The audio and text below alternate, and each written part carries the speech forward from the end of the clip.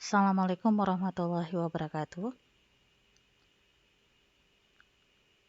Hari ini kita akan membicarakan tentang rencana pembelajaran semester ganjil 2020 dan 2021 untuk program studi ilmu kesehatan masyarakat Universitas Muhammadiyah Aceh untuk pelajaran mata kuliah Biomedik 1.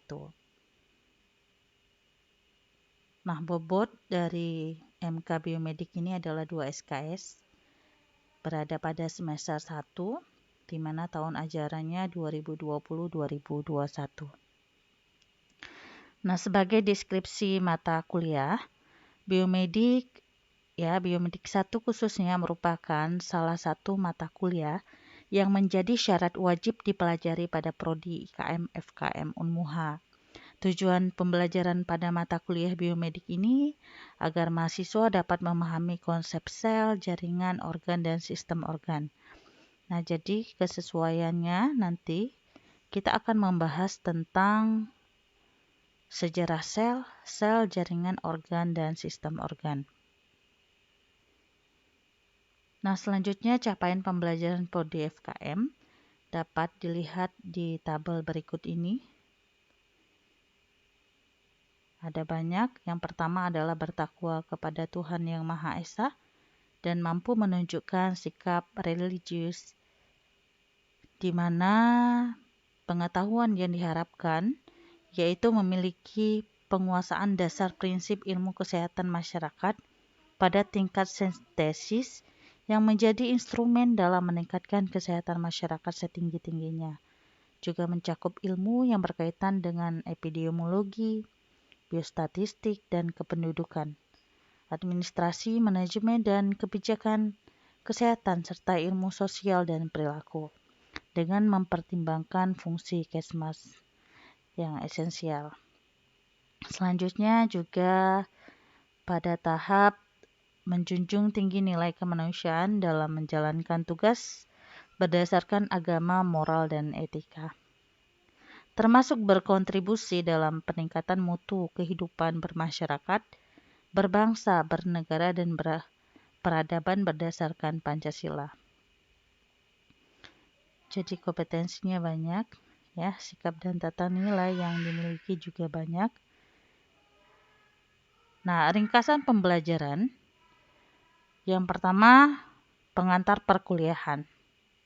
Selanjutnya kita membicarakan tentang sejarah sel, jaringan, organ, dan sistem organ.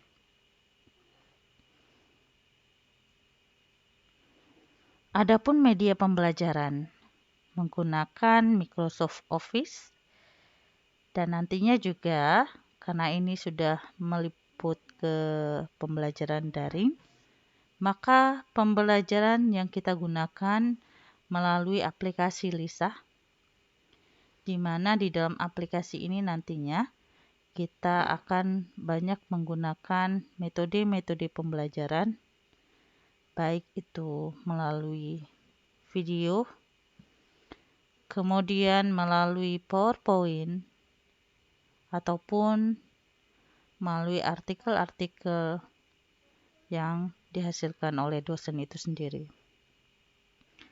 Jadi yang diperlukan sebenarnya hardware-nya adalah LCD, laptop, whiteboard, dan spidol. Namun pada saat pembelajaran daring, mahasiswa harus memiliki dan mengerti tentang aplikasi dari software LISA. Nah, kemudian mahasiswa juga setidaknya harus memiliki kuota internet agar dapat mengikuti pembelajaran secara daring. Nah, kemudian evaluasi penilaian. Dalam menentukan nilai evaluasi akhir, akan digunakan pembobotan sebagai berikut.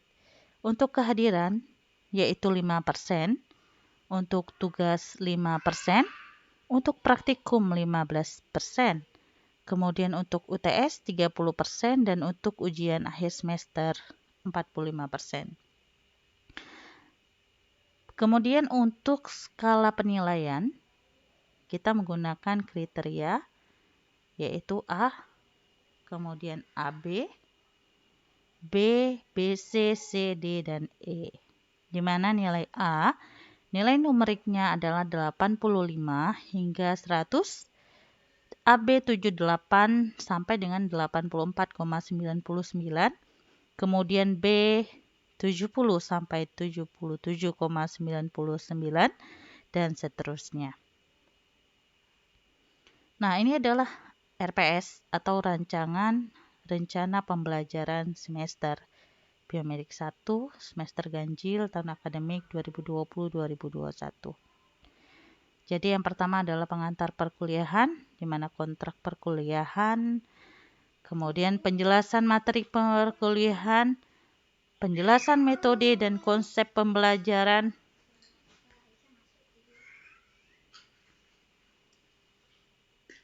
nah, di mana nanti kita akan menjelaskan apa saja yang akan dipelajari di dalam perkuliahan ini. Nah, topik selanjutnya adalah sejarah sel. Rincian pembelajaran atau materi kuliah pada sejarah sel, topik sejarah sel.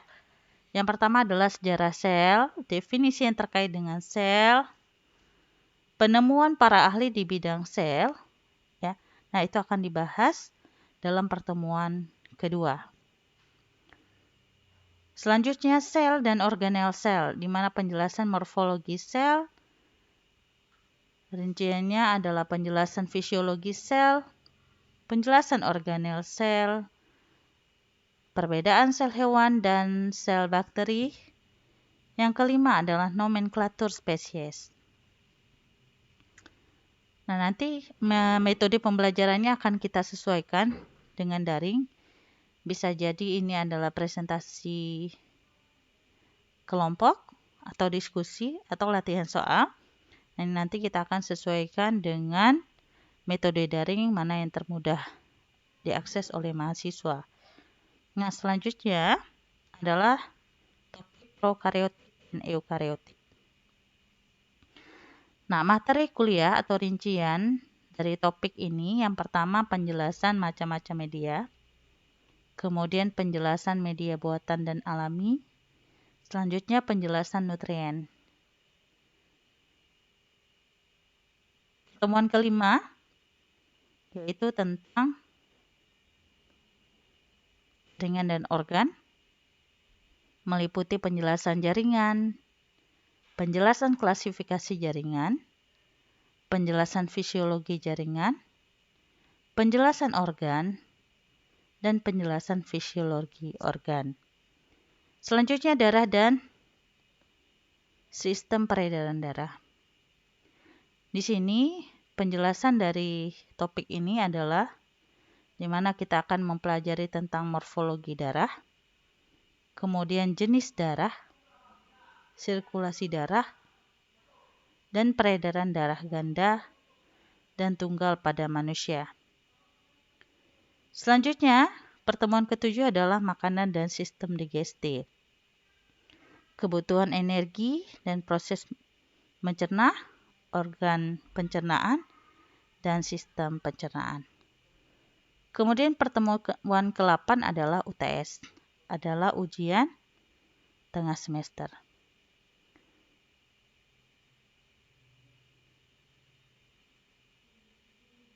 Baik, ini sampai di sini dulu kita bahas untuk RPS-nya. Nanti akan kita sambung di materi selanjutnya. Terima kasih. Wassalamualaikum warahmatullahi wabarakatuh.